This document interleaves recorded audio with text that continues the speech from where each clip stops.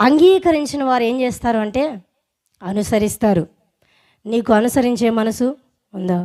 ఎవరు? ఒక ఆయన ధర్మేంద్ర ప్రసాద్, నేటికి వాళ్ళ వైఫ్ ఉంది రాజస్థాన్లో. వాళ్ళు నిష్ట కలిగిన బ్రాహ్మణులు, కానీ ప్రభువు దర్శించినప్పుడు వారి భార్య ద్వారా వారు మారు మనసు పొందారు. కానీ కాలేజ్ డేస్లో ఉన్నప్పుడట, ఇంతకుముందు పాత టెక్స్ట్ బుక్లో కొండ మీద ప్రసంగం ఉండేది. 1 to 5 అనేవారు కాదు, దాన్ని ఏమో అనేవారు. ఆ టైంలో ఇంగ్లీష్ టెక్స్ట్ బుక్లో కొండ మీద ప్రసంగం ఉండేది. అంటే బైబిల్లో ఉన్న మత్తయి సువార్త 5-8 అధ్యాయాలు, 5, 6, 7, 8 అధ్యాయాలు, ఆ అధ్యాయాల సారాన్ని వాళ్ళు ఒక పాఠంగా పెట్టి బోధించారు.